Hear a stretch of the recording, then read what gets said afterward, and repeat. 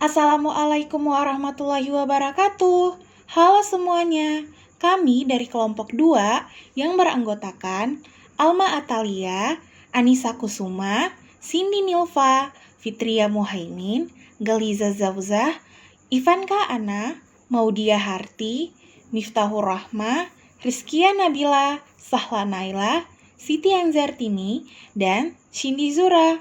Di sini kami bakal membahas tentang spinal cord injury pada thoracolumbar. Nah, sebelum masuk ke materi presentasi, aku mau tanya, kalian udah tahu belum spinal cord injury pada thoracolumbar itu apa sih? Nah, di sini aku bakal ngejelasin tentang spinal cord injury pada thoracolumbar. Patah tulang di wilayah toraks dan lumbar merupakan spektrum cedera yang berkisar dari patah tulang yang tidak bergeser yang sederhana sampai pergeseran yang rumit. Secara anatomi dan fungsional, tulang belakang toraks dan lumbar dapat dibagi menjadi 3 daerah. Tulang belakang toraks itu T1 sampai T10, persimpangan thoracolumbar itu sampai T10 sampai L2, dan tulang belakang lumbar itu sampai L3 sampai L5. Tulang belakang toraks secara fungsional kaku karena segi korelonal, cakram intervertebral tipis dan tulang rusuk. Jadi, dibutuhkan sejumlah besar energi untuk menghasilkan patah tulang dan dislokasi. Terusan tulang belakang yang sempit di daerah ini menyebabkan kerusakan sumsum tulang belakang yang mengakibatkan tingginya kerugian neurologis. Kasus cedera saraf yang relatif kecil dalam patah tulang lumbar dapat dikaitkan dengan ukuran besar saluran saraf dan ketahanan yang lebih besar dari akar saraf cauda equina. Meskipun patah tulang belakang thoracolumbar adalah cedera umum, 50% dari ini tidak stabil dan dapat mengakibatkan kecacatan, deformitas, dan kelainan saraf. Selanjutnya aku bakal jelasin tentang anatomi thoracolumbar. Thoracolumbar ini dibagi menjadi dua, yaitu toraks dan juga lumbar. Kedua ini merupakan bagian tulang yang tersusun di kolumna vertebralis. Pada toraks, prosesus spinosusnya akan berhubungan dengan tulang rusuk. Tulang punggung toraks terdiri dari 12 tulang. Bagian ini diberi nomor T1 sampai T12. Sedangkan pada lumbar terdiri atas 5 tulang yang diberi nomor L1 sampai L5 yang merupakan bagian paling tegap konstruksinya dan menanggung beban terberat dari bagian tulang yang lain. Bagian ini memungkinkan gerakan fleksi ekstensi dan beberapa gerakan rotasi dengan derajat yang kecil. Lanjut ke bagian patofisiologi.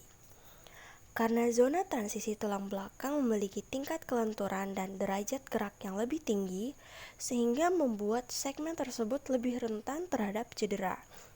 Wilayah thoracolumbar adalah titik tumpu antara segmen toraks yang kaku dengan aspek yang berorientasi koronal untuk mencegah ekstensi fleksi, translasi, dan rotasi bertemu dengan segmen lumbal yang fasetnya berorientasi sagittal untuk memungkinkan gerakan ekstensi fleksi. Secara anatomi, segmen T10 sampai L2 merupakan bagian tulang belakang yang paling mobile dan rentan.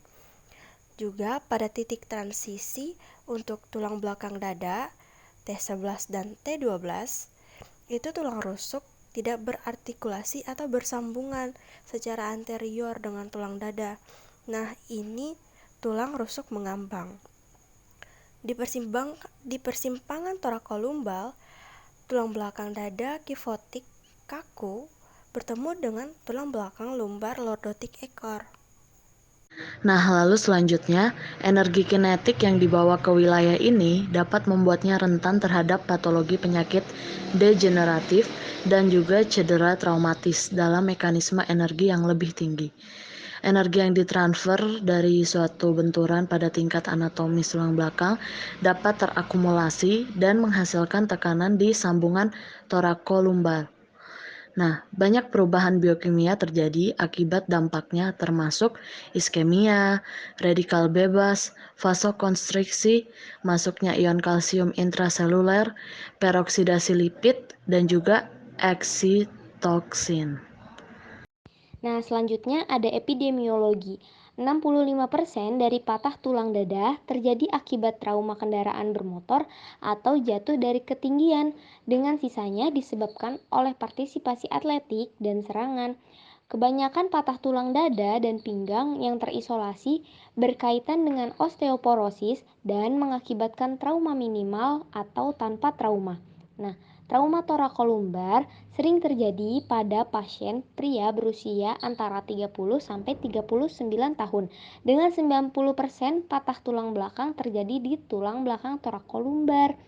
Cedera neurologis terjadi sekitar 20% dari patah tulang dada dan pinggang. Nah, 60% terjadi dari retakan torakolumbar terjadi antara tingkat vertebral 11 dan 12.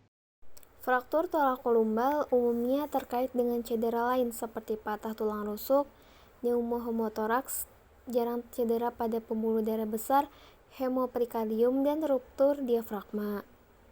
Fraktur tulang panjang dan cedera kepala sering terjadi dan menyebabkan cedera tulang belakang yang terlewat. Karena cedera mengganggu yang terkait, insiden cedera yang terlewat pada tulang belakang torakolumbar telah dilaporkan setinggi 20%, terutama pada mereka dengan trauma tumpul berenergi tinggi dan status mental yang berubah. Cedera yang paling sering terjadi adalah cedera kepala, cedera dada, dan cedera tulang panjang.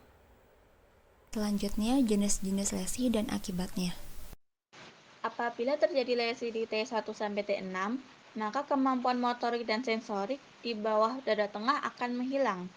Kemampuan beberapa otot interkostal mengalami kerusakan, serta hilangnya kontrol usus dan bladder atau kandung kemih. Bila lesinya di T6-T12, maka kemampuan motorik dan sensasi di bawah pinggang akan menghilang, serta fungsi pernafasan masih sempurna, namun fungsi bobot dan bladder akan menghilang. Apabila lesi terjadi di L1-L3, maka fungsi motorik dari pelvis dan tungkai akan hilang. Sensasi dari abdomen bagian bawah dan tungkai juga akan menghilang, serta tidak terkontrolnya usus dan bladder. Lesi di L4-S1 akan mengakibatkan hilangnya beberapa fungsi motorik pada pangkal paha, lutut, dan kaki, serta tidak terkontrolnya usus dan bladder. Diagnosis terbagi dua, ada evaluasi klinis dan evaluasi radiologis. Pertama, evaluasi klinis. Pasien yang datang biasanya dengan riwayat trauma setelah kecelakaan lalu lintas, jatuh dari ketinggian, pukulan langsung ke tulang belakang, atau luka tembak. Gejala yang paling umum adalah nyeri punggung aksial dan non-radiasi akibat menusuk. Pasien dengan cedera neurologis mengeluhkan kelemahan, parestesia atau anestesi di bawah level cedera dan retensi urin. Inspeksi menyeluruh pada tulang belakang harus dilakukan setelah manuver lock roll yang cermat untuk mencari lecet nyeri tekan, kifosis lokal, dan celah yang teraba di antara proses spinosus. Penilaian neurologis harus mengikuti pedoman standar American Spinal Injury Association. Ketika sumsum tulang belakang berakhir di tingkat L1-L2 dan cauda equina mengisi kanal distal, pola cedera neurologis yang bervariasi dapat diamati dengan fraktur torakolumbar. Cedera neurologis di atas L1 dapat merusak sumsum tulang belakang yang menyebabkan cedera neuron motorik atas yang khas. Cedera jauh di bawah L1-L2 hanya mempengaruhi akar cauda equina yang melibatkan sedikit atau beberapa akar saraf yang mengakibatkan cedera tipe neuron motorik bagian bawah, sindrom konus medularis yang ditandai dengan kerusakan eksklusif pada persarafan sakral pada usus dan kandung kemih. Dengan akar saraf lumbal utuh merupakan ciri unik dari cedera T12-L1. Diagnosis yang kedua adalah dengan cara evaluasi radiologis. Evaluasi radiografi harus mencakup kesejajaran tulang belakang, adanya rotasi atau translasi, penilaian kifosis, kehilangan tinggi vertebra, dan jarak interpedikuler atau interspinous yang melebar. CT scan pada area cedera mengkarakterisasi fraktur lebih lanjut dan memberikan derajat gangguan saluran akar. Kira-kira 25% dari patah tulang pecah salah didiagnosis sebagai patah tulang kompresi jika radiografi saja yang dievaluasi. Pemindaian MRI memberikan informasi tentang cedera tulang belakang atau akar, keberadaan dan luasnya edema dan pendarahan tali pusat, dan juga hematoma epidural. Insiden fraktur tulang belakang tidak berdekatan adalah 1,6 sampai 23,8%. Insiden diagnosis tertunda rentang lesi kedua dari 23,1% menjadi 83,3%. Pemeriksaan klinis menyeluruh pada seluruh tulang belakang untuk mencari memar dan nyeri tekan, radiografi daerah lain dari tulang belakang, dan pemeriksaan MRI sagital pada seluruh tulang belakang berpotensi menghindari cedera lain yang hilang. Terakhir, kami akan menjelaskan mengenai tata laksana pada spinal cord injury di bagian torakolumbar. Tata laksananya kami bagi menjadi 2 bagian, tata laksana penyakit dan tata laksana okupasi terapi.